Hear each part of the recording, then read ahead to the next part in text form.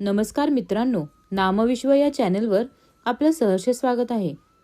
भगवान शिवांनी सांगितलेले सर्व समस्यांवरील काही तोडगे.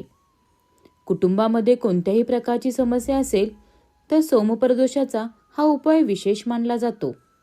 या अंतर्गत सायंकाळी शिवमंदिरात जाऊन देशी तुपाचा दिवा आणि तेलाचा दिवा, देशी तुपाच्या दिव्यांना कापसाच्या उभ्या वाती आणि तेलाच्या दिव्यांना लांब वाती असाव्यात. प्रत्येक प्रदोषाला हा उपाय करा. त्यामुळे घरामध्ये शांतता ही कायम राहील. जर तुम्हाला शत्रूंनी त्रास दिला असेल आणि तुम्ही त्यावर मात करू शकत नसाल तर शमीपत्राला गंगाजलने धुवून शिवलिंगावरती अर्पण करावे.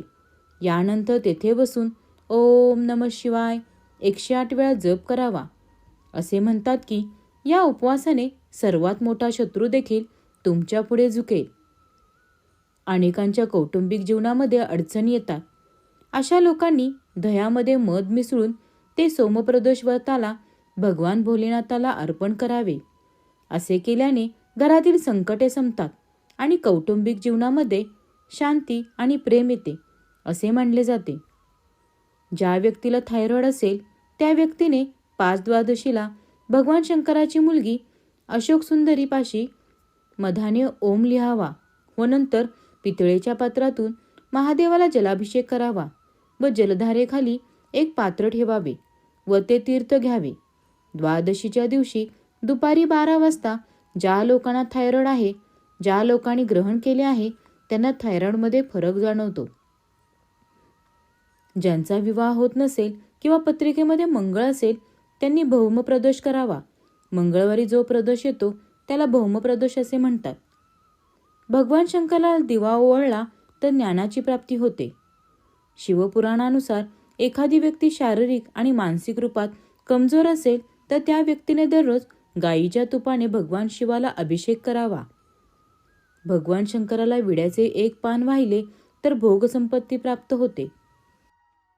कमरेच्या खाली फाटलेला कपडा कधी चुकून सुद्धा घालायचा नाही. ज्याचा कपडा फाटलेला असेल त्याला आयुष्यभर शरीर सोडत नाही, त्याला दरिद्री केल्याशिवाय राहत नाही. जर आपण प्रदोष करत नसाल तर शिवलिंगाच्या जिथून पाणी खाली पडते त्या ठिकाणी भगवान भोलेबाबाचे चरण असतात. त्या ठिकाणी समोर पाणी पडते तेथे आपला तळहात थोडा वेळ लावावा आणि भगवान भोलेबाबांच्या पंचाक्षरी मंत्र किंवा मग श्री शिवाय नमस्तभ्य किंवा महामृत्युंजय मंत्राचा स्मरण करून आपल्या मनातील इच्छा भगवान भोलेनाथाला सांगावी. आपली इच्छा लवकरात लवकर पूर्ण होते. इतरांकडून आशीर्वाद घ्याल. पाण्यामध्ये जव मिसळून शिवलिंगाचा अभिषेक केल्याने आनंद वाढतो आणि पितरांचा आशीर्वाद सुद्धा मिळतो. त्याचबरोबर गहू अर्पण केल्याने वंश वाढतो आणि कुटुंबातील सदस्यांमध्ये परस्पर प्रेम हे टिकून राहते आणि नकारात्मक वातावरणाचे सकारात्मकतेमध्ये रूपांतर होते. शिवपुराणानुसार पाण्यामध्ये देशी तूप मिसळून शिवलिंगाचा अभिषेक केल्यास शारीरिक दुर्लभता दूर होते. याशिवाय मधाने पूजा केल्यास टीबीचे रुग्णही बरे होतात आणि आकृतीचे फूल अर्पण केल्याने मोक्ष प्राप्त होतो.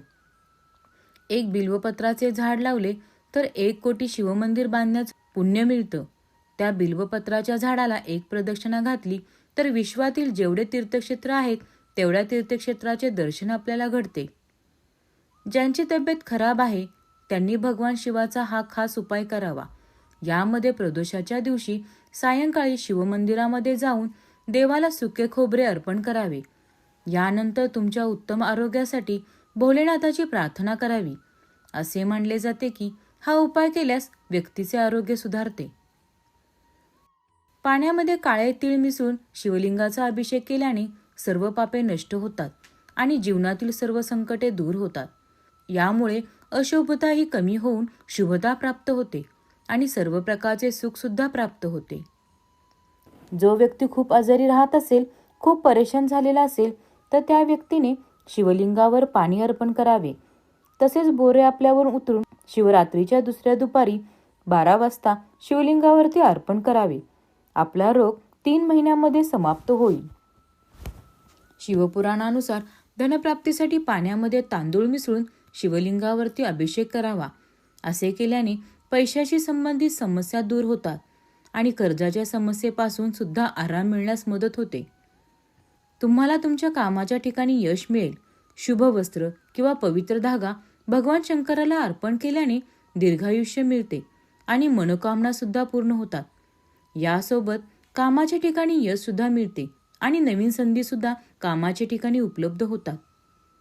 लग्न करायचे असेल तर हा उपाय करा. शिवपुराणानुसार लग्न करू इच्छिणाऱ्यांच्या लोकांसाठी शिवपुराणामध्ये उपाय सांगितलेला आहे. शिवपुराणानुसार अविवाहित व्यक्तीने दररोज बेलाच्या फुलाने भगवान शंकराची पूजा केली तर त्यांची इच्छा लवकर पूर्ण होते.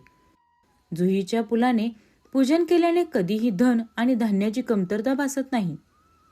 खूप कठीण परिस्थितीमध्ये तुम्ही फसला असाल, तुम्हाला खूप भीती वाटत असेल, खूप वाईट होणार आहे किंवा तुम्हाला असं वाटत असेल तुमचा डावा डोळा फडफडतोय, काहीतरी गडबड होणार आहे, तेव्हा जे रुईचे गुलाबी फूल असतील ते महादेवाच्या मंदिरामध्ये जाऊन अशोक सुंदरीला स्पर्श करून शिवलिंगावर व्हावे. आपली किती वाईट परिस्थिती असेल तर त्यातून मार्ग निघण्यास मदत होते. तर मित्रांनो, व्हिडिओ आवडल्यास आपल्या चॅनलला लाईक करा, शेअर करा आणि सबस्क्राईब करायला विसरू नका. धन्यवाद.